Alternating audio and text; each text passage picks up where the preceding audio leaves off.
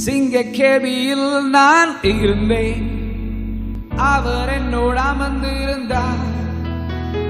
சுட்டெரிக்கும் அக்கினியில் நடந்தேன், பனி துளியாய் என்னை நனைத்தார். சிங்கக்கேபியில் நான் இருந்தேன்,